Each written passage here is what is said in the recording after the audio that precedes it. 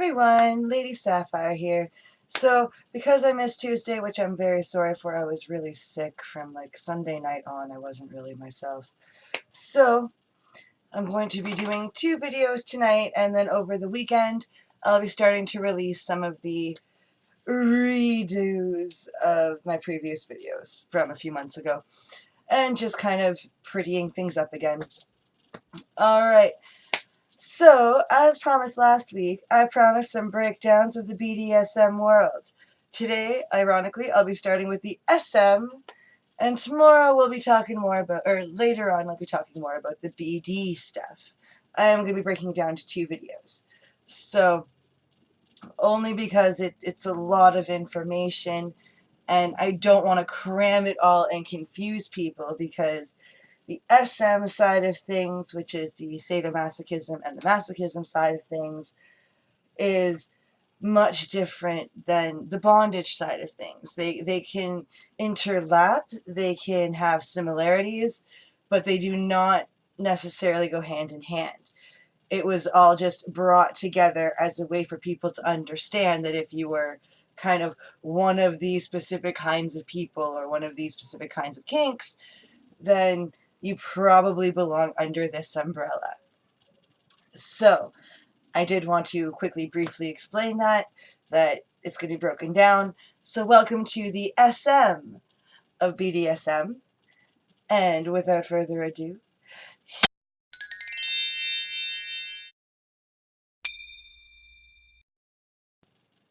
so when we're talking about sadomasochists and masochists, people tend to jump to like hardcore, these are people that will just be nothing but cruel or want nothing but beatings, and that is not the case whatsoever. In fact, there's more situations where people just happen to like a certain kind of kink and end up in this category. The other thing is that as all kinks and in all sexual play, consent is #1 rule. Consent just tops everything else. So when we're talking about these are things people like, these are things people have agreed and consented to, and these are things that are consensual within the relationship, not just thrown to the wolves. People just are always crazy. No, that is not the case. Many, many things fall into categories. So when you're talking about a sadomasochist, you're talking about somebody who enjoys to give pain. It gives them pleasure to give pain. Now, before I get too far into the pain thing, because some people are like, oh, well, they just want to beat people. No, there is an understanding with people of this nature, of the boundary between pleasure and pain. They exist mutually. And the reason that is because our nervous systems literally recept pain and pleasure the same way. It's through the same receptors, which is why in previous videos I've mentioned masturbation can help with pain and pain regulating. And that's because when we're giving ourselves pleasure, the pain receptors are being turned off for the pleasure receptors to come through, and vice versa. So there are a lot of people out there who fall into the masochist situation, which is when they like to get pain. They like to feel the pain of something, be it a spanking, a flogging, a caning. There's all sorts of things that people can enjoy under this umbrella of the pain world. And for them are there sadomasochists who enjoy bestowing that pain, knowing that the person they're doing it to is enjoying it too, that everybody's having a good time. And that is what the thrill is all about. So the reason I wanted to talk about this separately is people tend to blend these with the bondage people, and that is not the case. A lot of them can enjoy the pain and pleasure plays without any interest in bondage or minimalistic interest in bondage. These people tend, if they're going to get into play, are usually more the role players, or they could be the group players, or they could be any number of types of players. that have nothing to do with bondage, but they can still be sadomasochistic and masochistic types of people. They just either can enjoy giving pain, enjoy getting pain.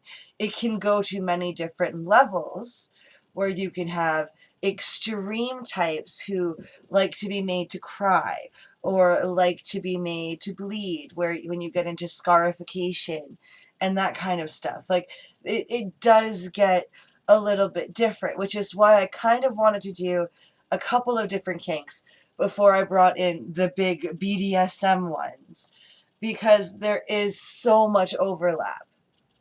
And I wanted to make sure people understood that there are a whole bunch of different things out there that can all umbrella under BDSM, or all umbrella under furry play, or under other types of play, and still be considered one thing or another and not be anything under what we might think as their label or as their thing.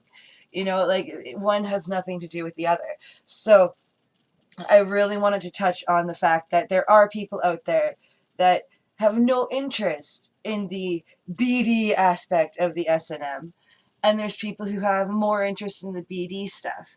I also, with this particular type of people who are masochistic and pseudo-masochistic, or sadomasochistic, I'm sorry, not pseudo, that's fake, no, that doesn't make any sense, I'm sorry. Sadomasochistics are much more typically people who, ironically, have been through some kind of abuse, have been through some kind of control issues or something of that nature to usually lead them down that road. Typically, these are people who either want to lose control, like if they've been in, for example, you see situations in like a lot of Chinese jokes where it's, you know, the old businessman's out there getting spanked every night. And it does happen, and it happens because these are people in high control situations where they're always in the lead. And when they get home and they're relaxing and having a good night of sex, they probably don't want to be completely in control. They probably want more of the different aspects of being out of control, of having somebody just take the reins and remind them that they're just people like everybody else, humiliate them a little bit. You know, these are all things that can come into the play that have nothing to do with the bondage.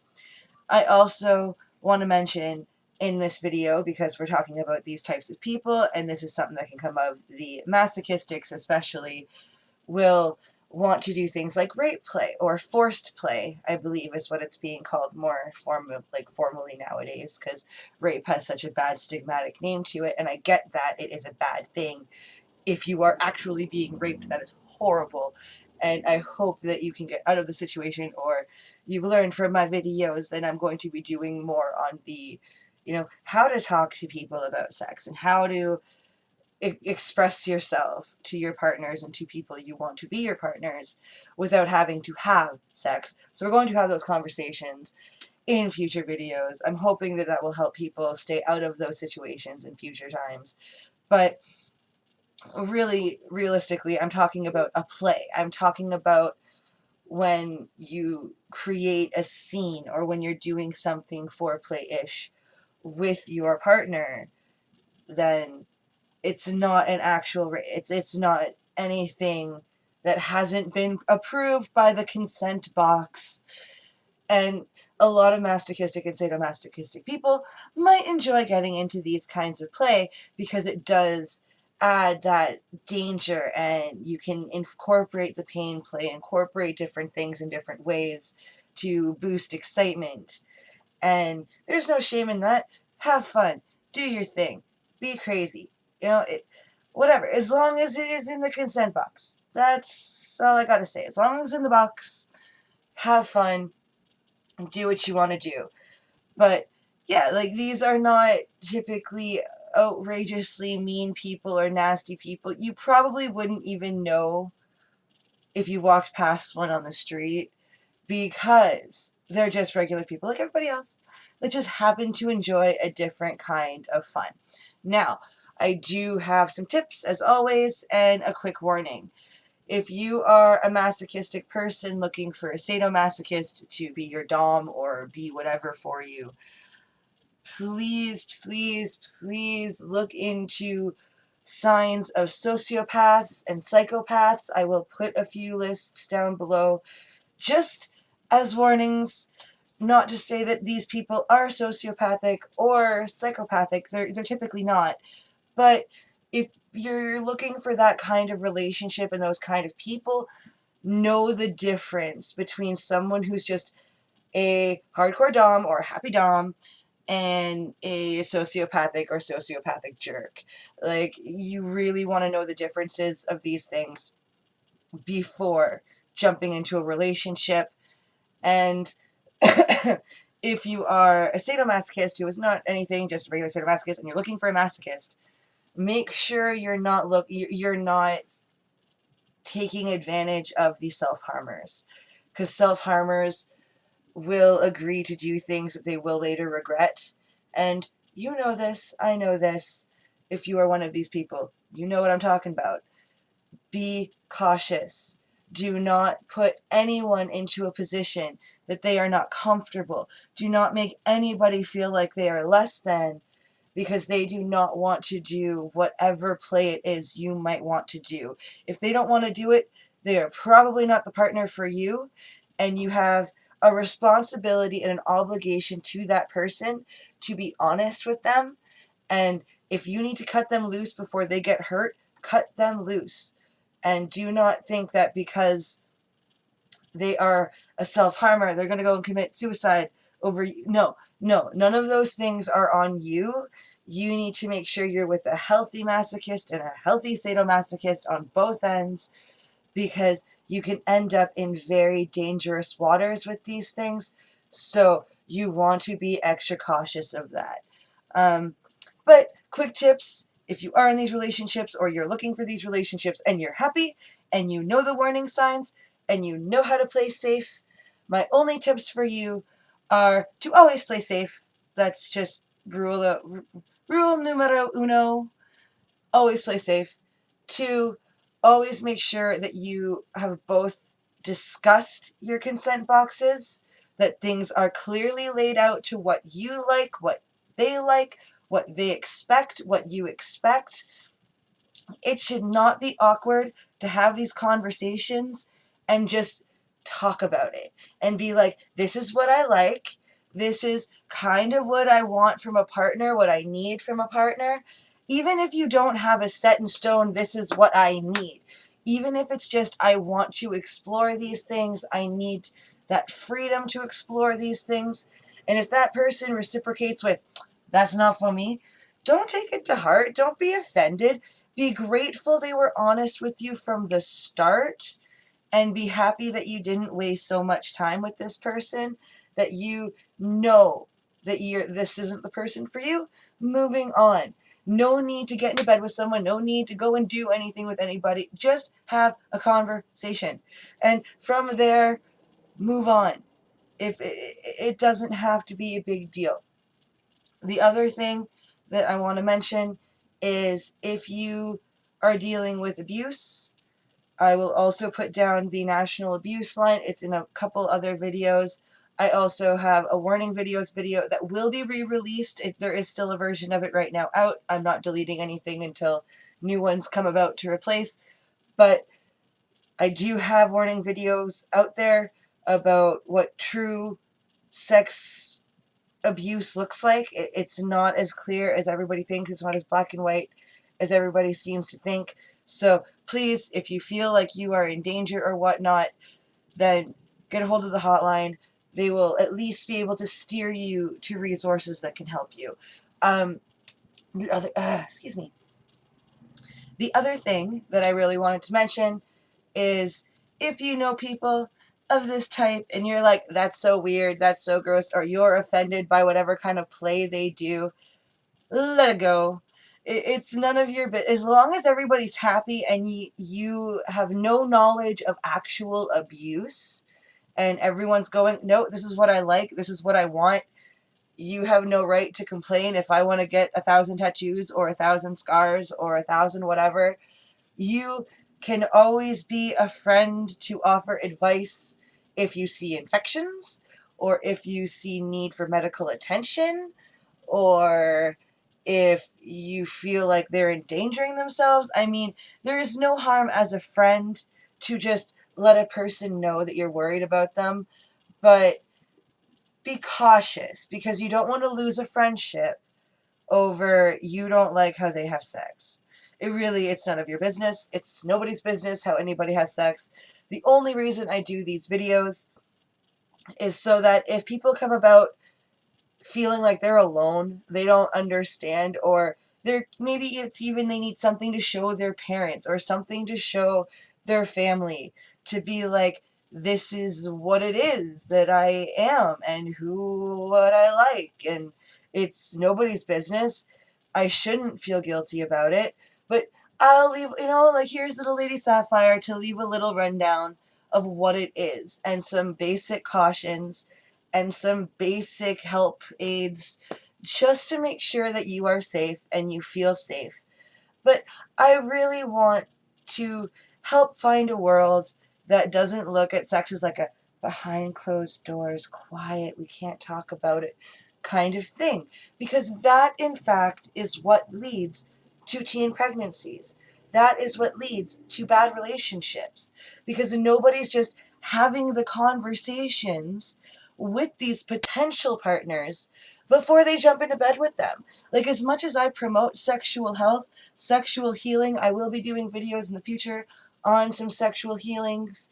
But once I get a little bit more figured out on how to do these videos a little bit more mentally, I will be releasing things about chakra videos and different things like that, about realigning yourself if that's your thing. If that's not your thing, that's fine. But it is, something, again, that will just be information out there that if you are dealing with something, you are not alone.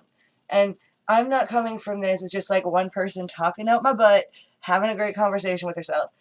I've studied this stuff. I have friends who are involved in many of these different kinds of situations.